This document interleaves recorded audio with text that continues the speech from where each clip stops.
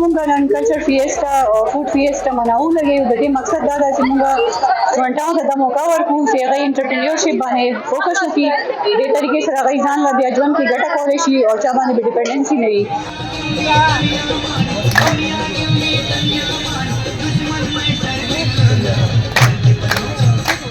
دلته کې زه د کلچر ډیټ ته راغلی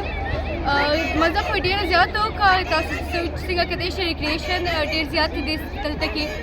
اور مختلف کلچر موږ وکړه سرایکی کلچر پټان کلچر موږ وکړه سندھی کلچر موږ وکړه پنجابي کلچر وکړه موږ نو ډېر زیات مزه یې وکړه داسې ریکریشن څه وي.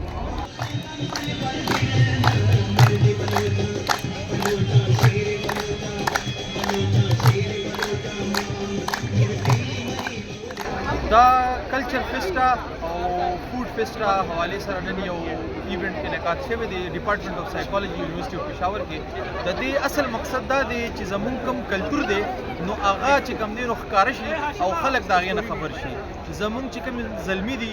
هغې چې کوم دی نو زمونږ د کلتور نه خبر شي چېرې زمونږ د پښتنو کلتور څنګه دی د بلوچانو کلتور څنګه دی د پنجابیانو کلتور څنګه دی د سندhiانو کلتور څنګه دی او هغه شانتي په هغې کلتور کې پرمختګ کوي د هغې لباس چې کوم دی نو خپل اپناوي او هغه لباس چې کوم دی نو خلکو ته ښایي چېرې دا زمونږ کلتور دی چې خپل کلتور نه یې راوړي.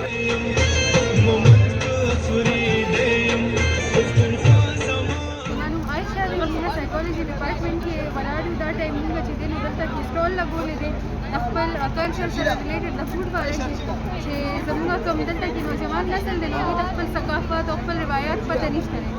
موږ دا یو فیسټیول ارینج کړی دی هغې دپاره چې هغې ته پته ولګي چې زموږ ثقافت څه دی زموږ روایات څه دي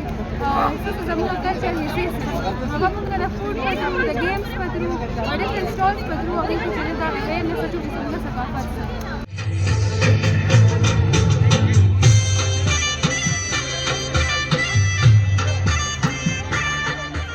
साइकोलॉजी की मुंगा cultural feast arrange करे था कि कम की मुंगा खपल कल्चर प्रेजेंट करू कल्चरल फूड्स दी वर्के देखी वर्के मुंगा यो मेहंदी सेटअप करे दे जमुंगा ची कम नक्रीज वाला फेस्टिवल वी नो आई त पारा मुंगा यो सेटअप करे दे चे नन सबा ची कम कसान दी नवी खपल कल्चर ने चे दे लरे सी आवाज से दे त पारा जमुंगा वदे स्टॉल दे बाकी वर्के फूड के जमुंगा वर्के चिप्स थी और वर्के छोलो चाट थी.